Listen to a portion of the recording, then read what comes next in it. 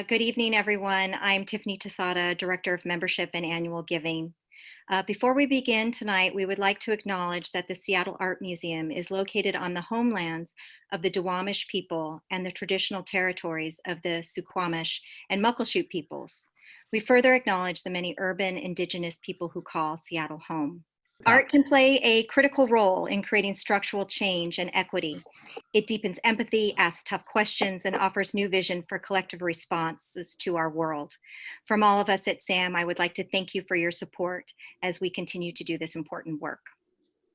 This evening, we have the pleasure of hearing from Theresa Papanikolas, SAM's Anne M. Barwick Curator of American Art, taking Raphael Peale's Still Life with Ostrich Egg Cup, John Singleton Copley's Dr. Sylvester Gardner, and Kehinde Wiley's St. Anthony of Padua.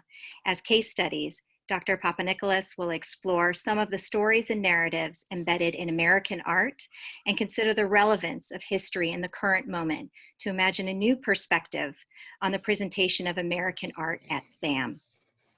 Theresa joined SAM in January of 2019, coming to us from the Honolulu Museum of Art, where she served as Deputy Director of Art and Programs and Curator of European and American Art. From 2006 to 2008, she was the Wallace Annenberg Curator Fellow at the Los Angeles County Museum of Art. She's held positions at Rice University, the Museum of Fine Arts Houston, and Contemporary Art Museum, Houston. She has expertise in 19th and 20th century American art and has published widely on Dada and Surrealism. She holds degrees in art history from the University of Southern California and the University of Delaware and has completed fellowship at the Center for Curatorial Leadership. In her time at the Honolulu Museum of Art, she led an innovative reinstallation of the museum's holdings in European and American art and organized the exhibitions from Whistler to Warhol, Modernism on Paper, Georgia O'Keeffe and Ansel Adams, the Hawaii Pictures, and Art Deco Hawaii and Abstract Expressionism, Looking East from the Far West. She most recently followed up these exhibitions with her first exhibition at SAM entitled Georgia O'Keeffe, Abstract Variations, which opened in March and unfortunately right before we closed. But we are very happy that the exhibition has been extended through September 7th. So if you haven't had a chance to see it, you will hopefully very soon when we reopen. But before we begin, I want to briefly share how tonight's online lecture will work. During the presentation, all audience members will be muted. Theresa will speak for approximately 30 minutes and we will be followed by a 15-minute Q&A. To ask a question, please look for the Q&A button on your screen. It may be at the top or at the bottom. Send us questions at any time during the presentation, and at the end, we will try and get through as many as we can. And lastly, just so you know, we are recording this presentation and it will be made available to members in a little bit over a week. And now I'm happy to introduce, on that note, Dr. Theresa Papanikolas. Thank you, Tiffany, and thanks to all you members for being here with us tonight. We have quite a group signed up, and I have to say this is very weird, broadcasting to you from literally my living room. But let's get started. So I'm going to share my screen to show you some beautiful images from our collection of American art. So the title you've been looking at for the past several minutes was my previous title for this talk. I was really stupidly 6 months ago said I was going to talk about what is American art? Like, how can you possibly define that, especially in our current very interesting moment in which we find ourselves? And so instead I changed my title to American Art at SAM, Hidden Histories and New Perspectives.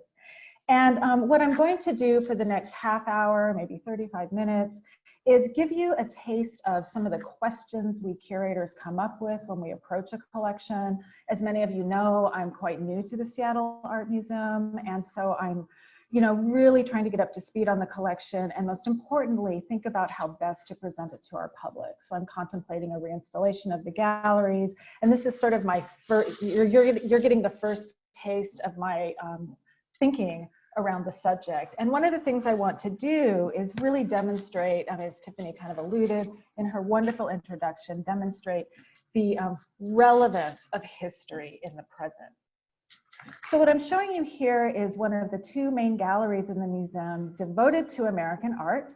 And you're seeing it hung with masterworks from collections all over Seattle. This is an exhibition that the museum did a few years ago, to just really showcase the wealth of examples of American art that are right here in my community, right here in our community. And it really speaks to the look and feel of the gallery as it continues to exist today. The focus is largely on masterworks, now with works from the permanent collection. And unfortunately, I don't have a slide because I could not find an installation shot. This is all I've got. But it gives you an idea of, you know, the aesthetic experience that curators before me were really emphasizing in the gallery. And they're arranged as exquisite objects. Now, here's what kind of surrounds the galleries of American art at SAM. We have our Mesoamerican galleries, our Native American galleries, our modern and contemporary galleries, and American art sits as a sort of oasis or an island in the middle of this. It doesn't really speak to what's around it. And so one of the things I want to do is put American art in dialogue with other works from the collection. And this is something that we do really well at SAM, something many of you have probably seen in our beautiful new installation of the Asian Art Museum. And actually that's one of the reasons why I so desperately wanted to work at SAM. So putting American art in dialogue with other works of art. What does that mean? It means, you know, thinking about how works resonate with each other across time periods, across media, across geography. So we're thinking about ways of how we're presenting American art at SAM.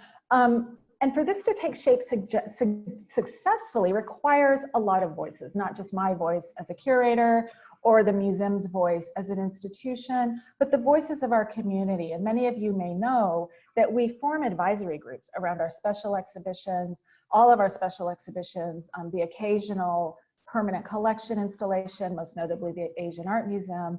And these groups are made up of artists, educators, cultural leaders, experts in the topic at hand or in related topics. And together we come up with modes of interpretation, ways of marketing our shows, messaging our shows to the public. And so these groups and this input and this sort of cross-community brainstorming that goes on is very much a part of exhibition planning at SAM. And that's one of the sort of actions that we're going to bring to the reinstallation of the collection.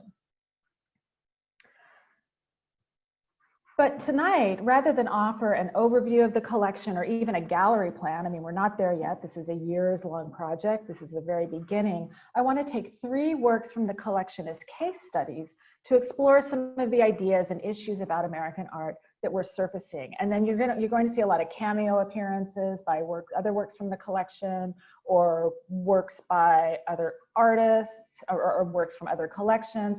But really the anchor of the talk is these 3 works. But before I do that, I want to offer a little bit of a methodological framework and say that the single most significant issue that we're surfacing is the importance of taking a global approach to American art. Now, what does that mean to take a global approach? What that means is to take an approach that is inclusive, that is equitable, that considers the wealth of visual expression in America, especially in the 18th and 19th centuries, and in the historical periods of America. And we can do this by showing more artists of color, like, for example, Robert S. Duncanson, whose pastoral landscape you see on the left of your screen, one of the leading painters of the Hudson River School. So he's painting alongside Frederick Edwin Church, alongside Albert Bierstadt, and considered, you know, very much on a par with those better known artists.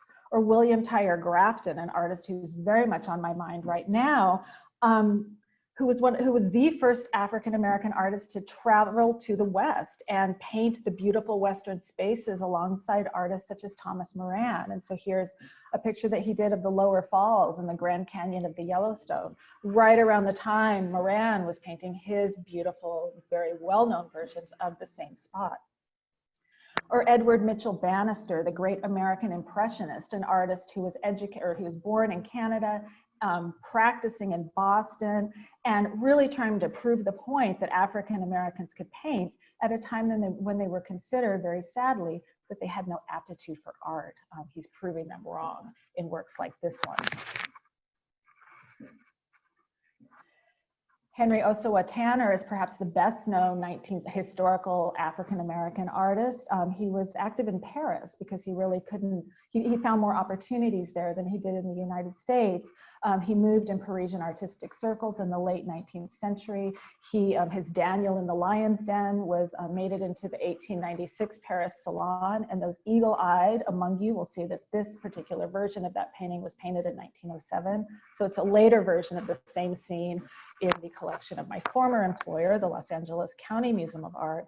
So all of these artists are the type of artists who I would look at when I'm contemplating what sort of works I would add to the collection. None of those artists are yet represented in the collection. They're artists who I would very much like to add to make the story we're telling about landscape painting in the 19th century, about American Impressionism or academic painting, much more inclusive. We're also thinking about some of the secret histories behind iconic works in the permanent collection, works like these three. You all are members, so you know these works well. They're displayed prominently, they're perpetually on view, they're masterworks. But through them, I think, but by scratching the surface of these paintings, not literally, but taking a deep dive into the ideas behind them, we can start to broaden our thinking about art, life, and thought in early America to tell a more inclusive story. So the three works in question, again, are Raphael Peale's Still Life with Ostrich Egg Cup, John Singleton Copley's Dr. Sylvester Gardner, and Kehinde Wiley's St. Anthony of Padua. So I want to start with the Peale, and this is going to go, I just have to warn you, it's going to go off in several different directions, but bear with me. There's method behind my madness. But what you're seeing is a jewel of a painting. It's just inches wide. It's a really very small painting, but it packs quite a lot into a very small space. It's a composition comprised of delectable fruit and exquisite objects, and those strawberries, I mean, even if you're in the museum, you kind of forget they're made out of paint. They're so palpable, you almost want to reach out and take a bite out of one of them, as if to drive this home, a little spurt of strawberries spills out into our space. So it's a very realistic scene. It's a highly naturalistic scene. It reflects an interest in naturalism that was very prevalent in America in the early 19th century, in the early years of the nation. And it was also painted at a time when American artists were really living in the shadow of Europe, and still life was considered the lowliest of the genres.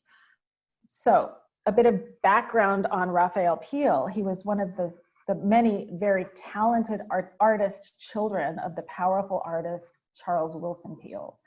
And the elder Peale had very high aspirations for all of his children, and especially Raphael. He thought he was the most talented of them all. And so he absolutely hated the fact that Raphael had decided to practice exclusively still life. And so this resulted in a considerable amount of family drama, which is one of the many secret histories behind the Peale painting. It's the one that sadly I will not delve into right now because it's not very scholarly, it's much more gossipy. But instead what I want to do is to talk about the implications of the younger Peale's artistic legacy through his father for the painting that he painted, if that makes sense at all.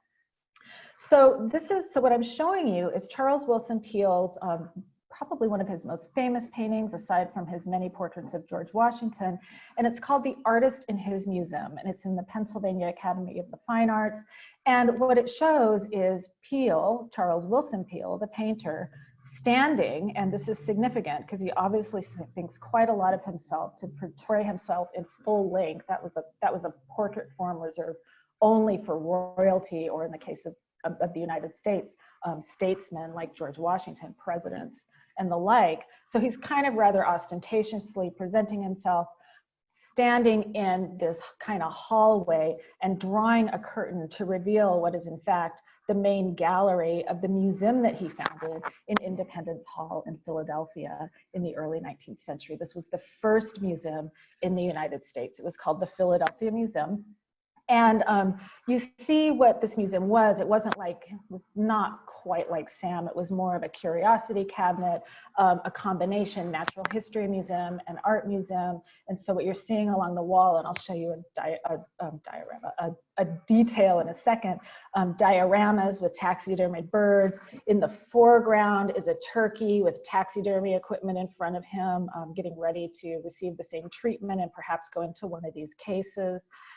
And then to the right are the bones, the leg bones and the other bones of a mastodon that Charles Willson Peale had excavated himself, or he oversaw the excavation, and he invented all the equipment for the excavation from a swamp in Connecticut. And then you see that, I love this part, you see this woman kind of throwing up her hands in surprise, shock, and awe at the sight of this ancient animal. And so, oh, and then along the ceiling are portraits of famous Americans painted by Charles Willson Peale.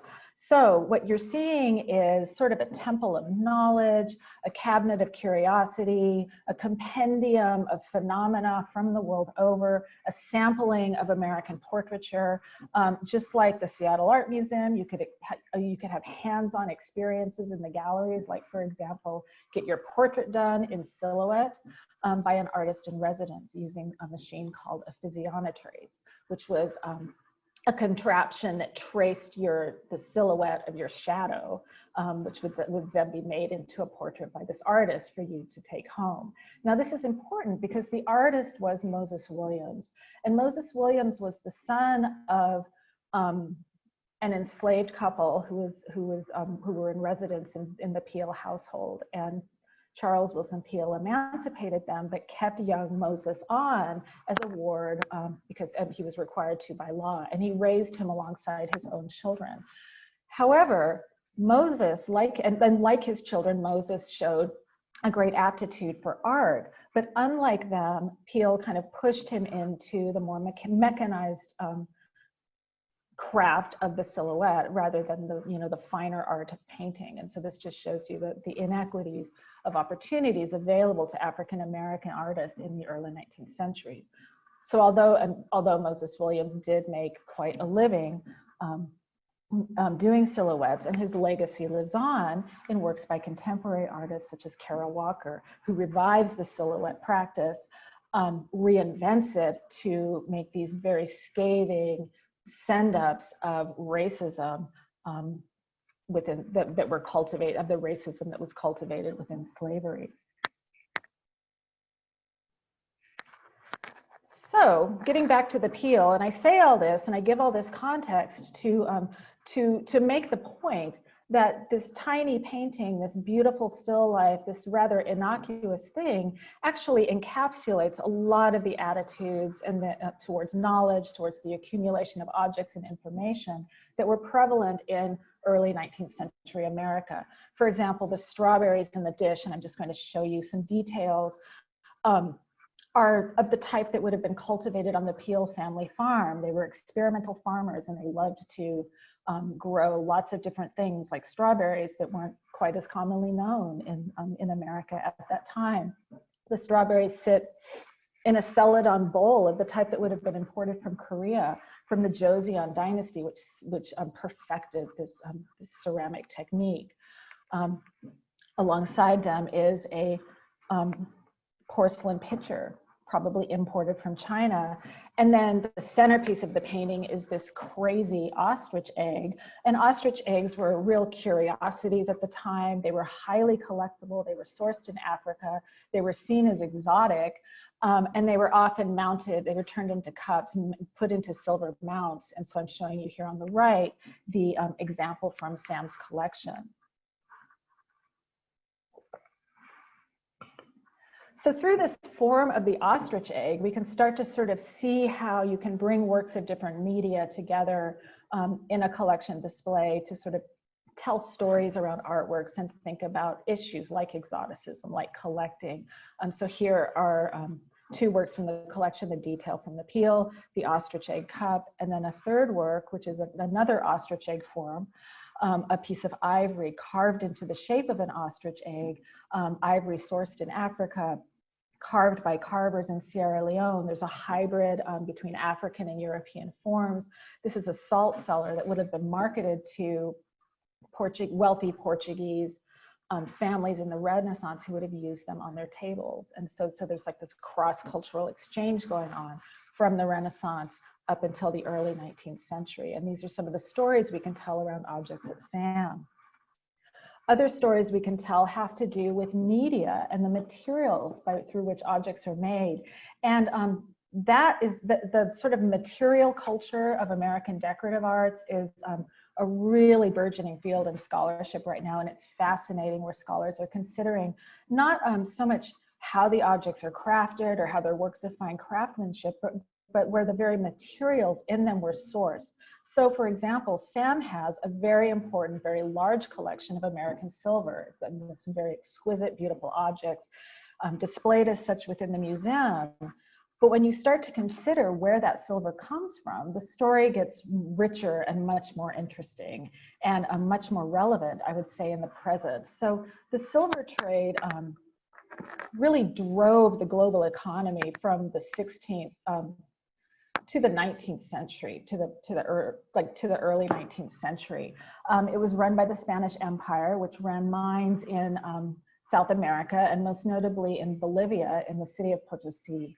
And so here you see a rendering of the town of Potosi, which stands in the shadow of this tall mountain called the Cerro Rico, which it's called the Rich Hill, and that's where it had these rich veins of silver deep within it. And so on the left is an etching or an engraving by Theodore de Bry, where you see workers literally going down within the bowels of the mountain to extract the silver. And these workers would have been indentured servants, indigenous people, and enslaved people. And the conditions under which they would have worked would have been very dangerous and harrowing indeed. So it was a very dangerous, not very healthy profession. There was a lot of human cost of these resource extraction in this time. And so that's one of the hidden histories behind our American silver collection that I think we can start to really tease out as we start to think about how to contextualize it. And not just the human cost of resource extraction, but the environmental cost of resource extraction, an issue that's very, very contemporary, very much relevant in the present. And here's the Cerro Rico in a more recent photograph, and you can see it's just a wasteland as a result of all of this mining activity. So the human and environmental cost of global economic practices and territorial intervention embedded within American objects and American history is very much a subtext of American art. And interrogating this history can help us broaden and deepen our understanding of cultural practice in early America and see iconic works in the collection in a new light. So for example, the Bierstadt, which is a talk in and of itself, I'm just going to touch on it tonight. We always talk about it as a sublime sort of reimagining of the Pacific Northwest, a site that the artist probably never set foot on, and just sort of a land of opportunity, and divinity in nature. But if you look at the figures in the foreground, indigenous paddlers and fishermen, and you can't really see it, and it's hard to get a detail. But just in the middle ground is another group of figures, which are white settlers encroaching upon them. You start to see a very different story in the Bierstadt, and that is the one where that heralds the impact of Western expansion on the landscape and its people.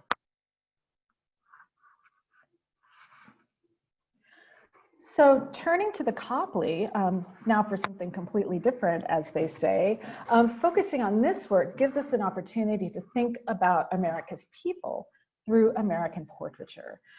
Portraiture was the dominant genre in American art from the 17th until the mid-19th century. But even though portraiture dominated, not everyone got their portrait painted. And so who got their portrait painted and who didn't is another one of these secret histories behind the American art collection. And so the sitter in this painting is Dr. Sylvester Gardner. And Dr. Gardner was a physician and a real estate mogul, and one of the many powerful colonial Americans and residents of Boston in particular to get their likenesses done by John Singleton Copley in the years leading up to the American Revolution. Copley was the painter to Boston's elite, and so here are three more. And these were the movers and shakers of early America. Artists, people like Paul Revere on the left, John Hancock in the center, Samuel Adams on the right, getting their portraits done and portrayed as the powerful people they were with all their trappings.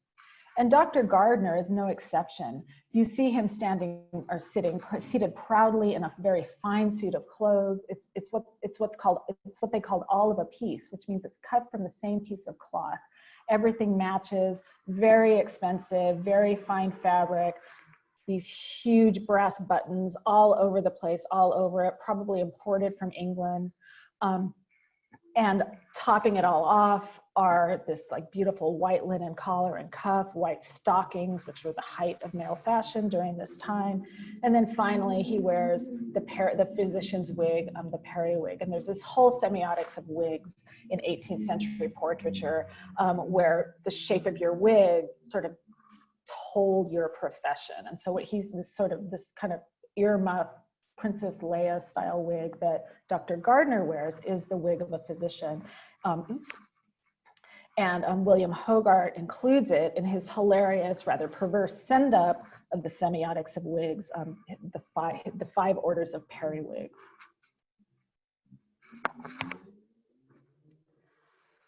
So Copley's portrait of Dr. Gardner feeds into a long tradition of American portraiture that focuses on the nation's captains of industry, cultural leaders, and the people close to them. But it's interesting, and here are two more examples. These are from the later 19th century by Mary Cassatt and John Singer Sargent. Cassatt is the railroad magnate and her brother Alexander Cassatt, and the Sargent is of the pianist Léon de la Fosse. And these are people who had really interesting stories. Their portraits are quite compelling. But as interesting as this is, what is even more interesting to consider is who gets left out of the picture of American portraiture. What about all the anonymous people and individuals behind these success stories? What of their visages and likenesses? So Kehinde Wiley confronts this question dead on, and then this question of who gets painted and who does not directly by reworking and reinventing the tradition of portraiture. And what he does is he invites African-American youths into his studio to have their portraits painted. They get to choose what they're wearing. They get to select examples of historical portraiture on which to model their own portraits. They're deliberately held anonymous. And so he's representing them as they are, both in terms of personality and in terms of dress. And so this sitter chose St. Anthony of Padua as his kind of portraiture avatar. And I'm showing you El Greco's version of St. Anthony on the right, and you see the iconography, the book, and the staff that Kehinde Wiley's sitter also holds. Now, like Dr. Gardner, Kehinde Wiley's sitter his clothing is loaded with symbolism. So he's wearing a cargo jacket, very militant looking, with the collar proudly turned up. And then on his chest is the Black Panther patch worn by the 66th Infantry Regiment in World War II, and then also calling to mind the Black Panther movement that was founded in 1966 against police brutality. So you see this young man, really styling himself as the powerful militant, and person like St. Anthony who stands up for what he believes in. More recently, Wiley has expanded his conceptual framework to include equestrian portraiture and monumental sculpture. And so in 2019, just last year, he unveiled Rumors of War in Times Square in New York. And it shows a young African-American man dressed in street clothes, his hair in locks, seated on a horse. So he's using the commemorative language of sculpture to convey the leadership and power of Black youths. And this is a very deliberate quotation and a very specific quotation of certain equestrian sculpture. Just the timeliness of these Confederate monuments now. They're getting literally torn down. This is the more better known monument on Monument Avenue in Richmond, the sculpture of Robert E. Lee. This was taken about 2.5 weeks ago. It's now covered in graffiti. The graffiti was just starting back then. It's slated for removal. A lot of people are fighting that. And the Confederate monuments and the question of monuments is it's like a whole nother chapter in the story of American art, and one that I'm thinking about now for perhaps another talk. But what I wanted to do now was conclude by saying, I hope you've had a kind of a taste of some of the things I'm thinking about around American art, some of the secret histories around some of the works in the collection, and how these histories can help us reframe our presentation of American art to make it relevant and meaningful in our current moment. And so I'm going to stop talking and open it up to questions. Ask questions of me or of Pam, and thank you, Pam, for being my emergency backup and putting together that beautiful presentation. Anyway, let's have some questions. Great. Well, Theresa, can you hear me okay? I can hear you. Great. Well, our first two questions have to do with your mention about the gossip around the Peale family. Someone said gossip is fun too when learning about art. So if you could share the story related to Charles and his son. Oh God. Okay. So there's this study that came out pretty recently. I can't remember the exact year right off the top of my head, but Charles Willson Peale in his museum did a lot of taxidermy, and a lot of the materials used in taxidermy included mercury and formaldehyde. And Raphaelle was one of the people tasked with, preserving these animal specimens. And Peale died of a relatively young age. He was maybe in his early 50s. And the story is that he died of alcoholism, but new research suggests that he actually died from these practices in these sort of practices in the Peale studio, in the Peale taxidermy studio. And so the gossip is that, oh, the father like murdered the son. So that's why I didn't want to go into it, because it's kind of salacious, but anyway, so I hope that answers your question. Ooh, and then also there was just all this tension. There was all this tension between the two, the elder Peale and the younger Peale, around the younger Peale's insistence on painting still life. I mean, it was a total thorn in the father's side. Yeah. Well, now I want to learn more about And that. thank you for asking about gossip. I love gossip too. So our next question is, how do you do artist inclusion for the 19th and 20th century when the oppressed have to fit into the oppressor's value system to be included as a legitimate artist? Well, we don't necessarily think about the oppressed in the oppressor's value system. We're hoping to look at this from all sides of the issue, and the African American artists that I presented tonight were working within the traditional modes and conventions in painting at that time. Great. Could the African American artists in the 19th century make a living with the art, or did they have to do another job or have sponsors? They all had to have sponsors. There was really no market for art in 19th century America. Artists had to really self-market them. The artists really had to market themselves, whether they were African American or not.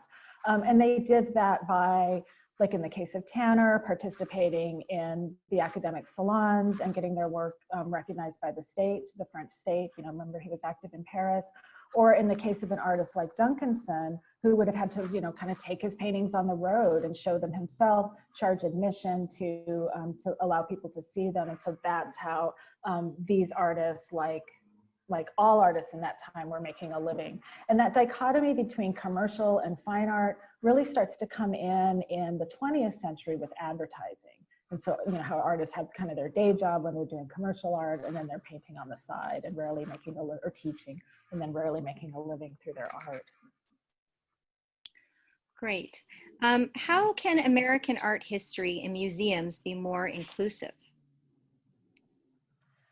Well, I hope that I've kind of given some of the ways that we can do that tonight. One is, I mean, just through display practices, you know, just by being more inclusive in the artists who we display, including more artists of color, more women artists, telling their stories in a very, you know, in a very inclusive way and not necessarily from a white perspective. And that's something that we at SAM are working very, very hard to do.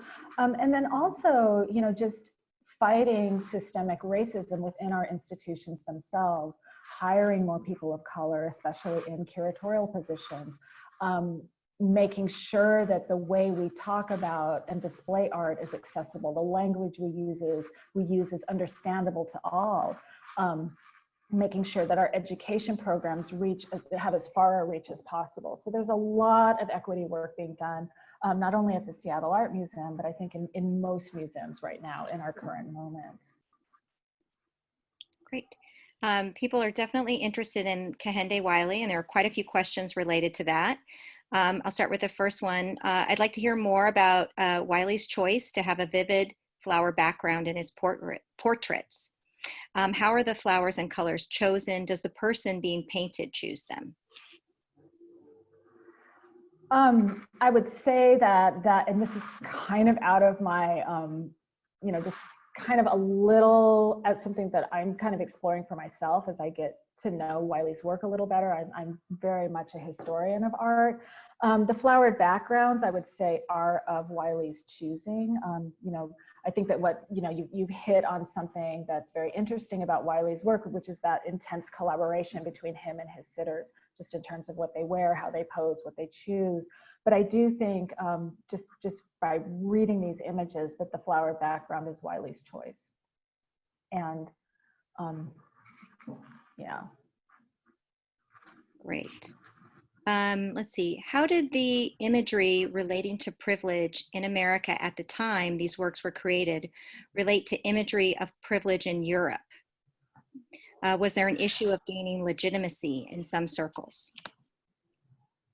That's a great question. I wish I'd brought some comparative images. The European image, so American artists, as I mentioned in the context of the Peale, were very much, you know, the way they shaped what they painted and how they painted was very much modeled on European models.